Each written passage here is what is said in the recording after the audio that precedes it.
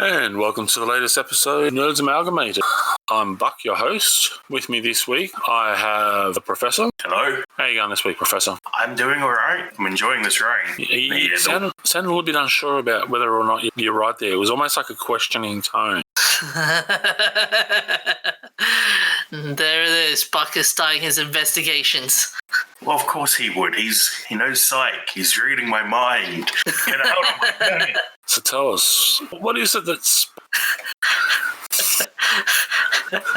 I just really want milk that tastes like real milk. Okay. The giggling, gertie lunatic here that was butting in there is the DJ. And how are you this week, DJ? Hey guys, I've been good. Enjoying the rain. Anything exciting? Nothing special. You're always so much fun. Like, you just never do anything exciting. You never bring anything, like, I don't know. Most of the I can't wait for uni to start again. That's the one exciting part I'm looking forward to. Well, that's good to hear. Nice to see you eager to learn and improve yourself. Mine is sick, Jay. What are you studying? Doing my masters. That's about it.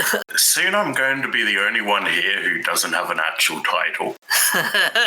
Oh, I think he's jealous. Bucky, we need to sign him up to a course. That's all right. Give it a couple of years and I'll be doctor.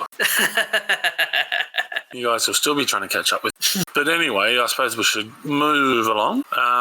First up this week, DJ, you're going to be telling us about winners and losers. Yeah, so the Oscars happened this week. A couple of episodes ago, we were all predicting that 1917 would win the Oscars for Best Movies and Best Actors and whatnot.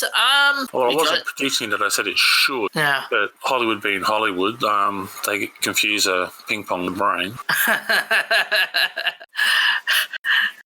So the results have came out, and we've got some interesting results. So Best Picture goes to Parasite, directed by Bong Joon-ho and Kwak Sin-ae.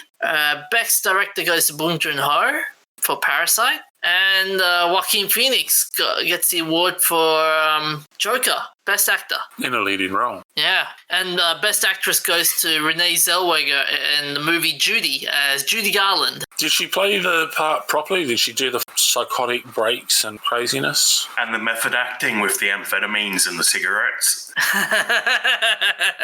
Well, that was her excuse, but we shouldn't talk about that.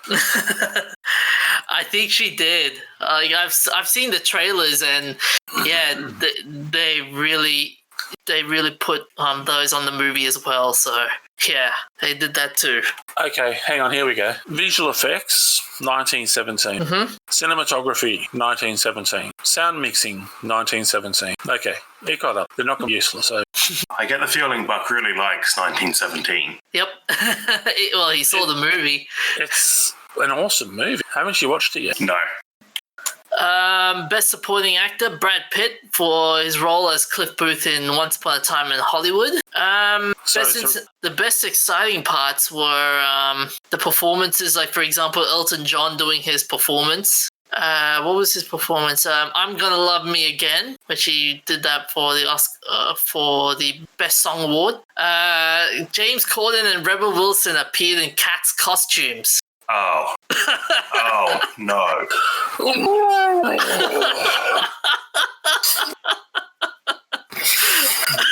Oh, okay, that's just... It's over. The Oscars are over. That's just disgusting. And that's nothing to do with James Corden. Sorry, that's just purely Rebel Wilson. I can't stand her as a heel stop. Honestly, the cosplay was probably better quality than the actual movie. I saw the costumes for it, and oh my god, I just went, "What have you done, Corden? What have you done?" But quick as a flash, the DJ went out and got his own spandex. I do not need that image. You can stop there, right there. Well, it's just the way he's talking. No, I want to get to sleep tonight. Well, it's just the way he's talking. Like, oh my god, like it was just Spandex. Oh my God, Bucky, that voice. Well, that's the way you. I'm going to remind you of another animal movie. Didn't Jojo Rabbit win an award? Jojo Rabbit won. One award. I think one award. Yeah. Good. Push the trauma back. Push it back.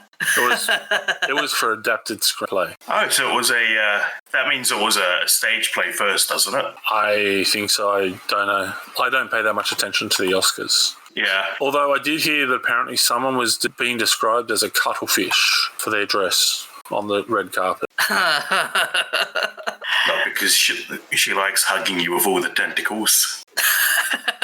No, I did actually see a picture of it, and it's very slim bodice, but then it's just like goes out at the hips, but flat out, but so not forward or back, and then goes straight down to the ankles, and it's just all these big frills on the side, so it looks like she's a cuttlefish. Okay. And it was in salmon pink or something, so. Toy Story 4 won Best Animated Feature Film. That's pretty good. I like that movie, actually. And Joker won Best Score. So those are the big ones to anticipate. So is there anything exciting? A couple of other exciting things that happened. Billie Eilish did her performance for the In Memoriam. And my God, that Yesterday song, hauntingly beautiful. You are really not kidding. That is a cuttlefish. DJ, go and find the. No, I just pulled it up.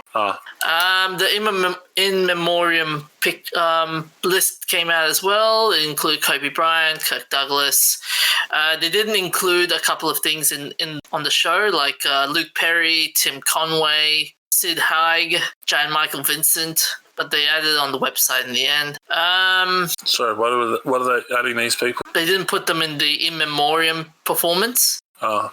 But they did. But they added them in the website. Okay. For the notable deaths on 2019. The Oscar performance speeches the acceptance speeches was amazing. Joaquin Phoenix was talking about vegans and how everybody should embrace vegans. Okay, let's move away from. I understand it's difficult trying a new diet, and maybe the vegans want a hug, but you shouldn't embrace them unless you're both comfortable with it. And he also said, we fear the idea of personal change because we think we need to sacrifice something to give something up. But human beings at our best are so creative and inventive, and we can create, develop, and implement systems of change that are beneficial to all sentient beings and the environment.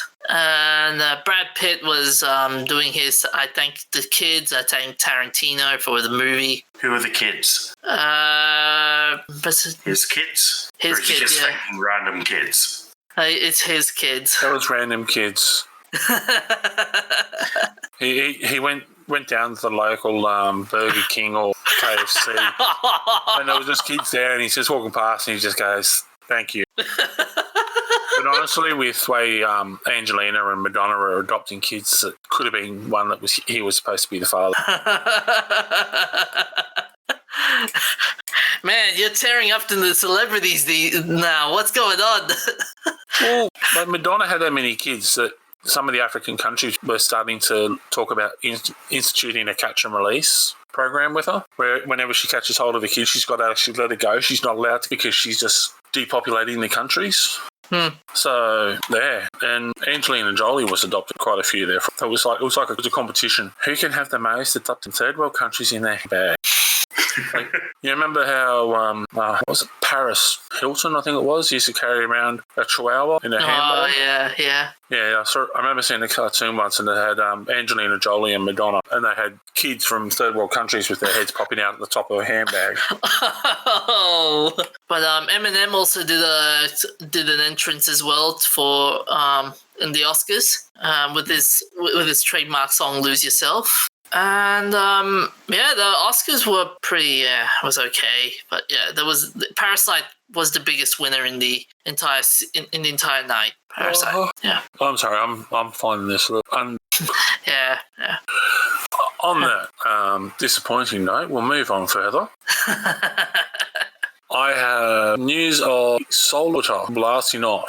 So straight away, we're going to outer space. So already better. So Solar Orbiter, which is a combined project of Europe and NASA's Solar Orbiter rocket system, took off and headed into space on Sunday night on an unprecedented mission to capture the first pictures of the sun, particularly elusive poles. When you're that hot, it's kind of hard to keep still, isn't it? You got to squiggle around. But the $1.5 million spacecraft has already started capturing images and sending them back. So while it won't venture close enough to penetrate the sun's corona or crown-like atmosphere, which is the Parker probe was doing, it will get into unique out-of-plane orbit that will take it over both poles, which have never been photographed before. So if you go to the link, we've already got some amazing, brilliant images coming through on the article. And NASA declaring success 1.5 hours after it was in space and started taking pictures. It does have nearly 1,000 scientists and engineers from across Europe and the US that are all gathered together and enjoying the success. What do you guys reckon? You enjoying this so far? Yeah, I want to know what's at the poles. Like, is that where the simulation reset switch is?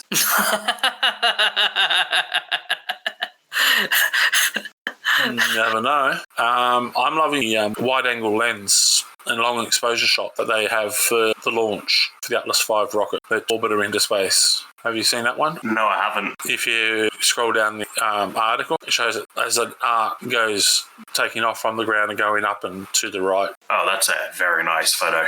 To protect the sensitive instruments from the sun's, well, they say blistering in the Arctic, but I think it might be beyond a blister, isn't you? Yes. I think that's kind of an understatement. This must have been written by an Englishman. To protect a blistering.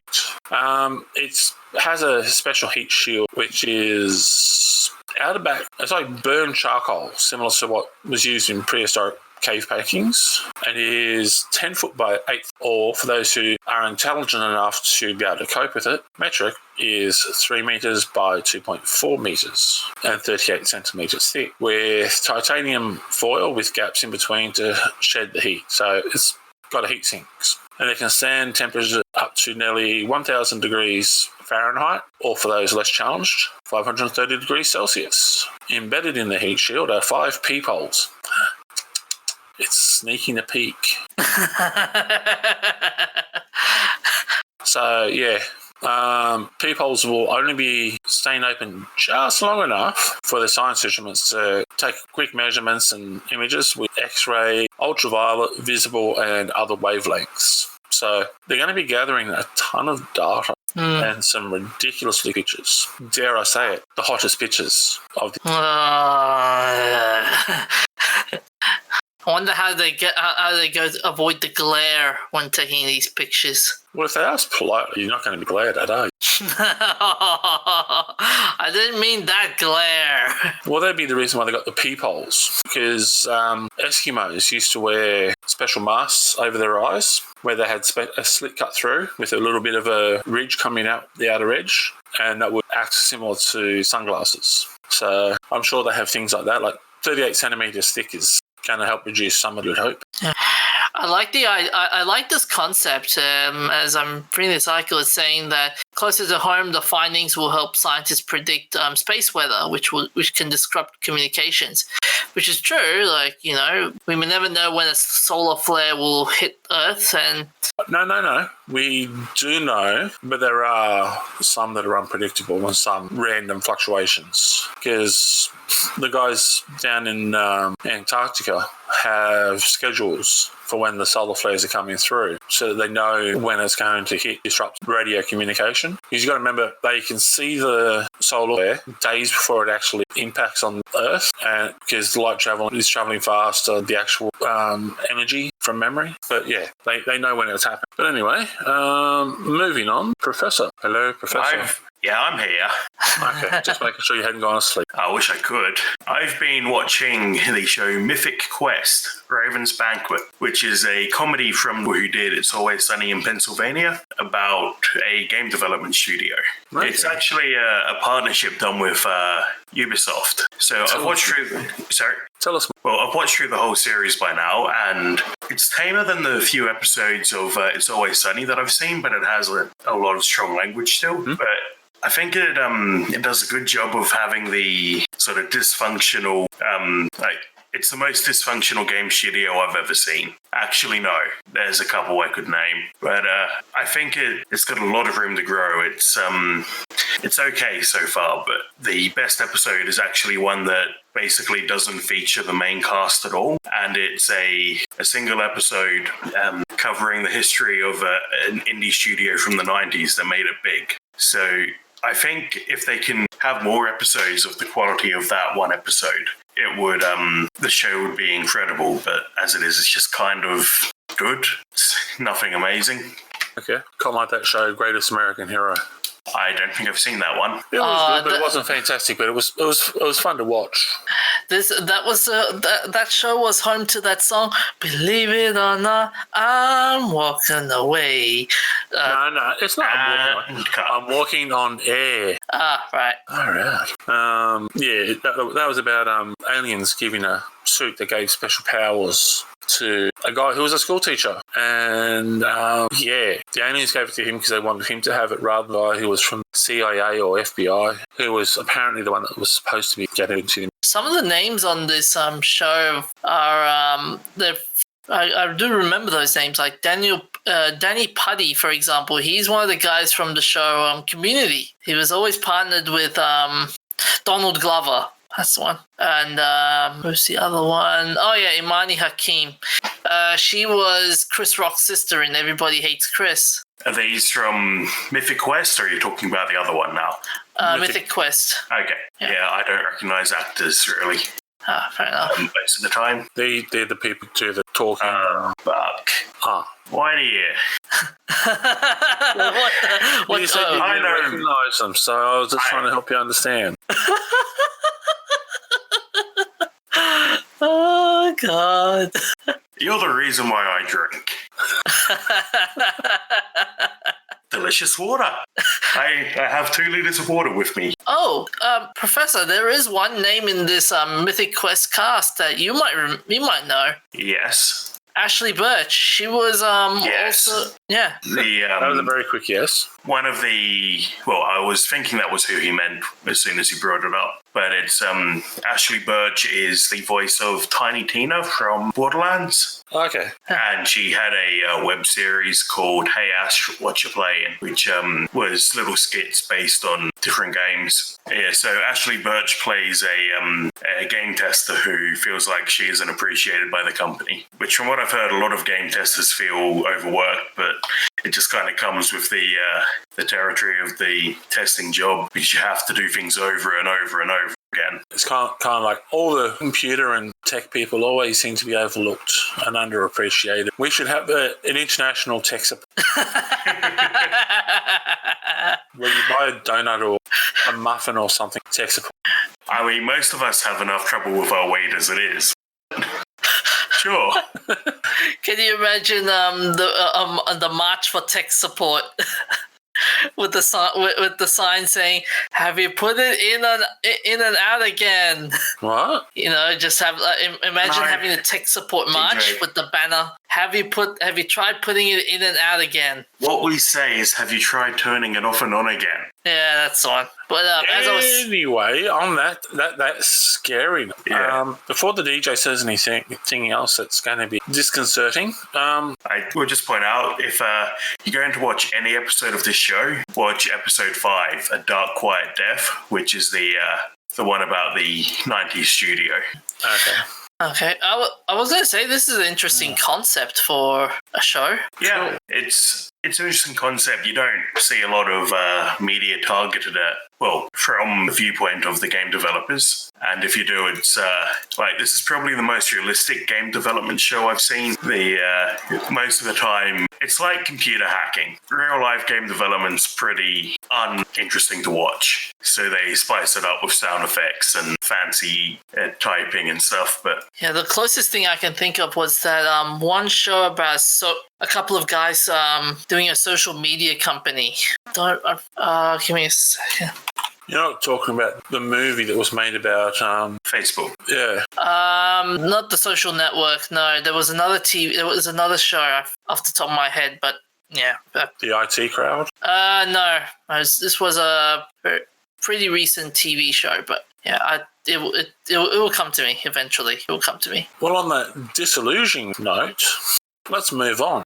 Professor, what game are we playing? I've been playing Nihheim, which is a digital board game based around surviving the rat plague in, I think, a Norwegian town. Yeah, so you have a party of explorers who travel around the city scavenging and fighting rats and building up the HQ. Okay. But the RNG can be pretty brutal. I've seen some people saying it's an unfair RNG. It's hard to say whether it is or not yet. I haven't got enough time in and obviously haven't seen the loot tables. For the general public, what does RNG? Random number generator. So for each location, when you perform a search action or even when you just roll the dice, your computer picks a random number and shows you the results based on that. Okay. So this is a sort of combo deck building and dice rolling game. The deck building aspect is your party. You can have a number of characters with items and skills attached to them. And then when you go to a location, you have activities that you perform by rolling dice and matching up symbols on the dice to the requirements of the card. Okay.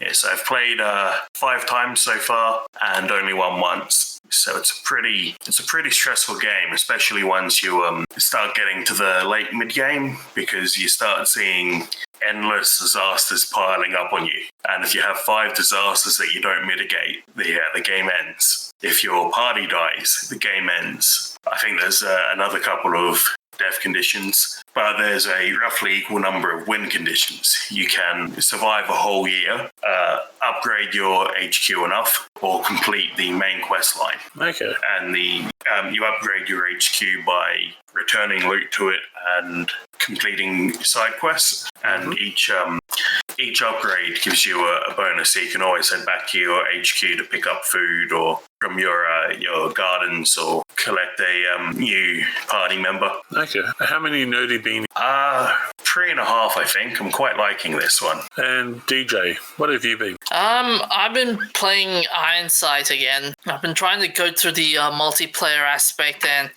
yeah, I'm not having any fun with it lately. Have you actually managed to get the gun, the iron sights? Yes, I did. Okay, just making sure. When we watched it last time, it was just so hard to find a gun with iron sights. So why is it not as much fun? It's Are the other keen on you? Oh, Bucky, I know you would love to see that if someone picks on me. No, it's not that. No, it's just asking. No, it's not that. It's more of the every time we get 12 players. As soon as the match starts, they say match abandoned. Sounds like some pretty significant netcode issues. Yeah. That's not promising. Yeah. I'm gonna keep my score that I put last week, which was 2. You're not going to knock it down for being completely broken? For Fallout 76. Yeah, but Fallout. The difference between Iron Sights and Fallout 76 is Iron Sight actually works. Fallout 76, it just. I mean, Fallout 76, you can actually see other players when they exist. And actually not go and not have the armor attached to them. I mean, it's not kicking you back to menu when you try to start the game, which is already a benefit. Yeah, that's fair. Yeah, I'm gonna give mine 2 out of 5 for mine. Okay. Yeah. Awesome. What have you been playing, Buck? I've been playing Scrabble. Oh joy. It has been fun. Are you playing a PC form of Scrabble, or are you playing the... No, I'm playing it online. Okay. It's actually through Windows. You get to play against other people, and yeah, I got to start improving my score. I used to play it on an old Facebook account, and my score on that was quite. So I think I played you on here once, didn't I, DJ? Yep, you did. Anyway, so it's a lot of fun. It's just Scrabble, but it's good exercise for the brain. What is the core conflict of Scrabble? The ability to develop it within your lexicon with a random set of letters and generate the highest possible score. And you have special bonuses where if you get all seven letters out in one go, you get a bonus score. And how does this relate to Campbell's monomyth? Oh my god, we go do this line of questioning. Oh, man. Does the monomyth actually really fall into being applicable in this situation? Or is it more as an example of duality? Well, there's the call to action, your family saying, hey, play Scrabble with us. There's the reluctance. You say, nah, I don't feel like playing Scrabble. There's the mentor, who is your annoying sibling who is really good at it. I was always better at this than my others. So. There is the abyss, which is the crushing pain of realizing you're locked in playing Scrabble. Hey, don't you go picking on Scrabble, or you and me will have it. So, here's my question for you, Bucky. Where does this fit in Maslow's hierarchy of needs when playing a game of Scrabble? Well, if we're going to look at it in that way, it probably into pretty much the summit of self-actualization. Really? I thought it'd be more in the esteem and love and belonging area. No, because this is more of just that self-actualization of, I know lots of words and I know how to spell, so I score points. You heard it here, folks. Buck knows good words. Self-esteem is going to uni. Yeah, but isn't winning a game of Scrabble part of the self-esteem, though? Depends on your opponent. I mean, I've had some opponents that aren't exactly the best. And what motivates you? In what way? In terms of, You realise we are talking about a game. Yeah, we are. No, he wants to know what motivates you. He wants to know what gives your life meaning. when playing a game of Scrabble. What makes you get out of bed in the morning? The need to go to the bathroom. That's fair enough. And by the way, fellas, the show I was thinking about, it was Silicon Valley. So that's not about a social network. That's about a startup who invents a new form of compression. Mm-hmm. The social network was represented by Hooli, which is a bit of a parody of Google trying to buy up all of the startups. Yeah. You reckon the concept is the same with the Mythic Quest show? As in it tries to be a more accurate comedy about the tech world? Yeah. Yeah. Is it actually a comedy because it is American? Oh man, we're trying to psychoanalyze each other now. Just kind of like everyone's asking each other questions. Well, in the light of wanting to understand the American psyche, since you seem to be embodying that persona, can you answer that question for us? What was the question again? Exactly. Wow. I'm just commenting on your using ask. Ask. Okay. Next thing you know, we'll be doing a podcast. So, Bucky, how would you rate the Scrabble game? I'll give it 4.5 out of 5. Okay.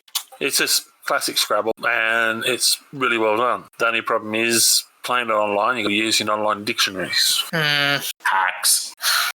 Well, there's always the trainers and bot programs. I'll tell you right now, one of the best scorers you can get is QI. It is actually a word that's allowable in Scrabble. And if you get yourself into a position where you can have it land on a triple word score next to two I's, or you put down QI and links onto another I, that's just massive score. You'll get the triple, you'll get 42 something.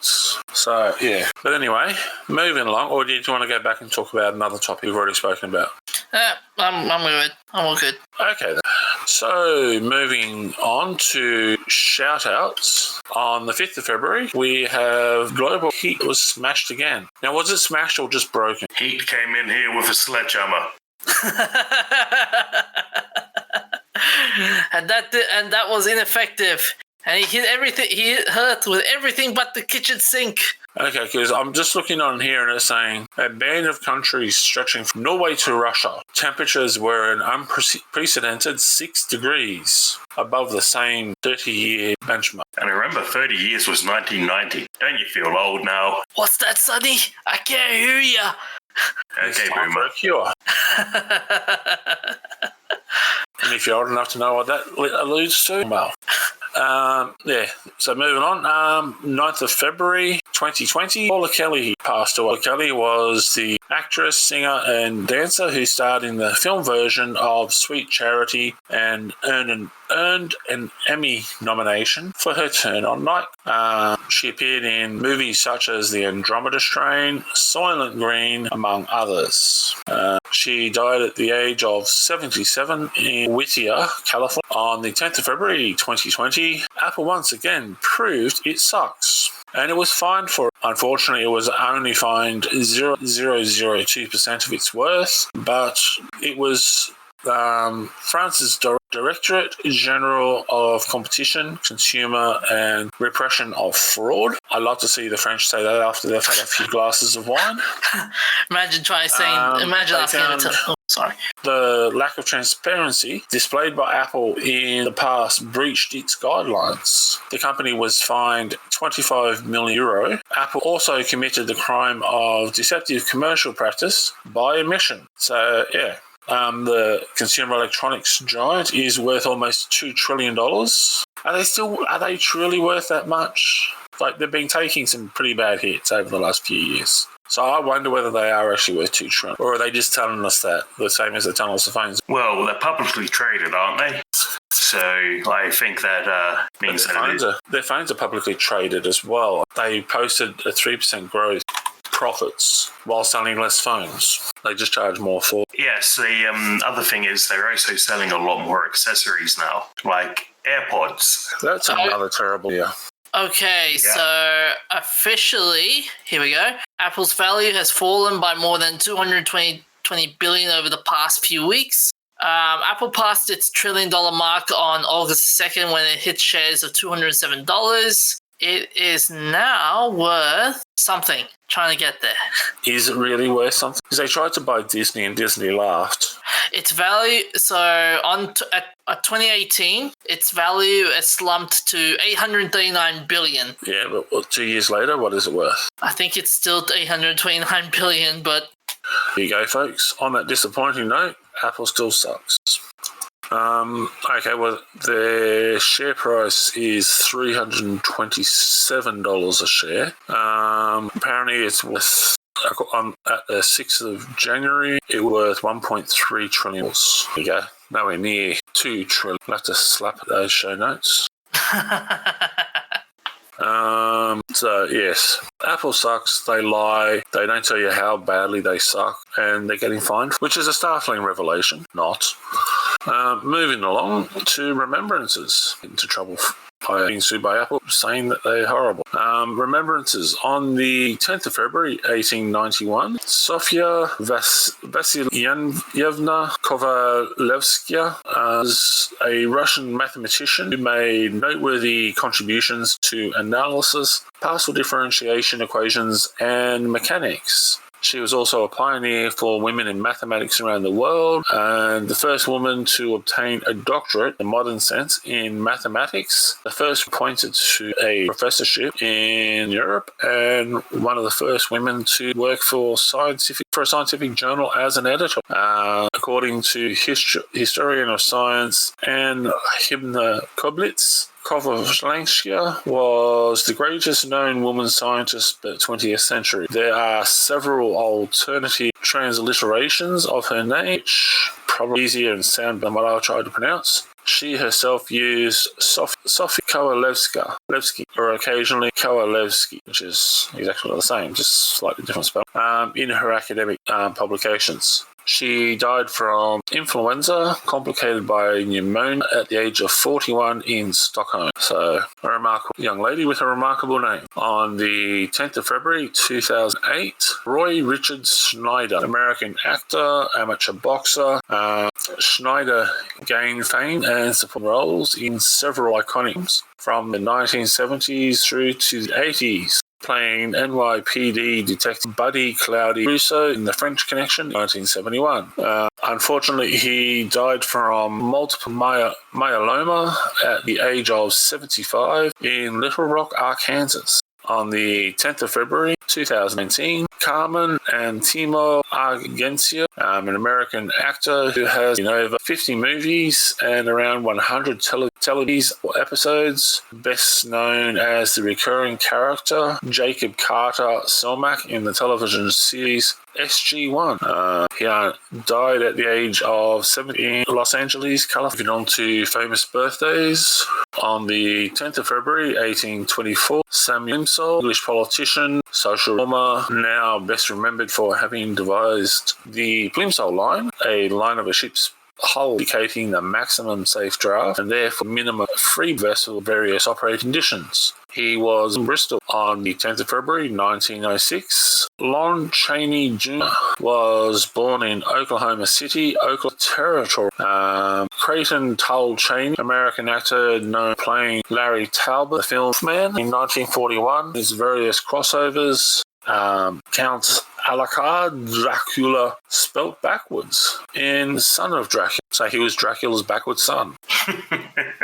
Yeah, so in the original Dracula, he had 3 wives but no children. And they weren't even known as wives of Dracula until an adaptation years later. Yes. I can't even remember what they refer to him as in... No, I can't either, and I only read it a month ago. It's a shame. On the 10th of February 1929, Jerry Goldsmith, American composer and conductor, most known for his work in film and television, was born in Los Angeles, California. He's the man who helped score and conduct music, such albums and sound scores for movies such as Logan's Run, Planet of the Apes, The Omen, Alien, Poltergeist, Gremlins, Rudy, LA Confidential, Mulan, The Mummy, 3 Rambo movies, which we won't hold against him, and Explorers. Yeah. Now, taking a look at that, I do believe we need to slap the show notes editor again. Because he forgot to put, he was also in Spielberg's The Lost World, Jurassic Park. No, forgetting to put a comma between Alien and Poltergeist. Yes, he's gone very... I think he's scared. Are you awake? Why are we at Scrabble? Moving on to events of interest. On the 10th of February 1940, Puss Gets the Boot, the first Tom and Jerry cartoon, was released. It was directed by William Hanna, Joseph Barbera, and Rudolph Ising, and produced by Rudolph Ising and Fred Quimby. That was the practice of MGM shorts at the time. Only Rudolph Ising is credited. The short Puss Gets featured a cat named Jasper and an unnamed mouse named Jinx in pre-production. So they weren't even Tom and Jerry yet? No. So I'm actually wondering, was it actually Tom and Jerry or cousins? I think we need to get confirmation. It slipped through from a parallel universe. We're in the Tom and Jerry universe. It's like the Berenstain Bears. Okay. On the 10th of February 1957, a cinematic masterpiece of monumental proportions made its way and clawed its way into theatres. I am talking of Attack of the Crab Monsters. So, yes, apparently Attack of the Crab Monsters made audiences afraid to go back into the water. It featured Richard Garland and Pamela Duncan. The plot was scientists become trapped on a shrinking island with intelligent, murderous giant crabs. So I don't know how the island is shrinking. Is it the tide is coming, or is it a sinking island? Definitely one of those creature feature movies worth watching. It's a global warming washing away the island like Tuvalu. But this was in 1957. They hadn't heard of global. Well, you stumped me there. Yeah. Maybe it was Atlantis. Oh, wait, wasn't that from Journey of the Center of the Earth, though? That they found Atlantis or something like that? Did I remember? No, I don't think so. Maybe they're on the back of a giant turtle. Isn't that the planet Earth in the flat Earth theory? It's Discworld, Discworld. which also could possibly be flat Earth theory. I thought one of the religions used to talk about the Earth sitting on the back of a turtle. I think that was Hinduism. Anyway, moving along, but I offend someone on religious grounds. Don't want to do that because that's the thing to do. On the 10th of February 1972, Ziggy Stardust makes his earthly debut. The concert at London's Toby Jug pub, a relatively minor rocker named, yeah, you won't know this guy, David Bowie became the spaceman Ziggy Stardust. I'm going to be huge, Bowie told Melody Maker less than 3 weeks earlier and still 6 months prior to the release of the album The Rise and Fall of Ziggy Stardust and the Spiders from Mars. Yeah, maybe he could have been huge, except for that time in the 70s where he basically starved to death. He was quite thin then. Yeah, but he's still listed as one of the most all-time influential musical artists. And he was also a pretty good actor. Like, he was in The Labyrinth. That was David Bowie, wasn't it? Or was that... Yeah, it was, no, yeah. That's Bowie. And he played Nikola Tesla in The Prestige. He was being considered for a villain role in Doctor Who. He would have done that so well. Yeah. He's one of those people that he's just... He's so much fun and so much whatever he does. And this was the classic Doctor Who, so he would have been able to get just the right amount of camp. Oh, yes. Yes. Thank you, Bowie, for bringing us Ziggy. On the 10th of February, 1996, world chess champion Garry Kasparov loses a game to after 3 hours, world chess champion Garry Kasparov lost the first game of a 6-game match against Blue, an IBM computer capable of value 200 millimeters per second.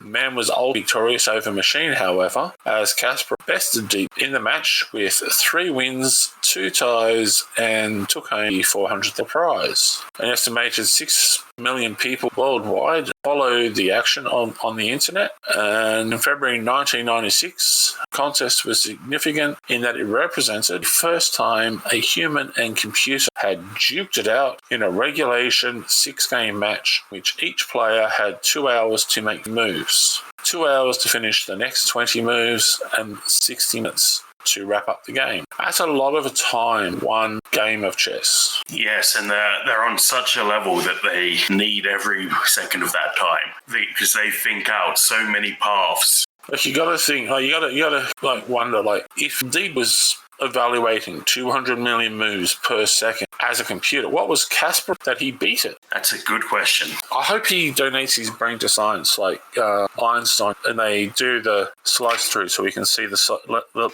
extent of his pathways. He's got to have a ridiculously sexy brain. Yeah, so it would be interesting to know what the difference is in the structure of a chess master's brain. So, do we have any extra special shout-outs this week, guys, that we've missed? We've got a new podcast from from the Podfather. Yes, we did mention that the other week, but it is live, I believe. Yes. If you want to listen to poetry read to you, seduced by them and other people, it is available on the TNC website. And you're trying to get yourself in there, aren't you, Buck? Oh, no, I haven't done the recording yet, but yeah. And it's also available on Spotify as well. And wherever podcasts are available. Where can they find us, DJ? They can find us on Facebook, Twitter, Instagram. That's our kind of website. And iTunes. All the details will be on our show notes. Awesome. Anything else to add there, Professor? No, I think DJ's done a good job of covering that. Excellent. Well, in that case, let's wrap up the show. It's good night from me and a good night from them. Remember to look out for each other, stay safe, and keep hydrated. See you guys. See you next time.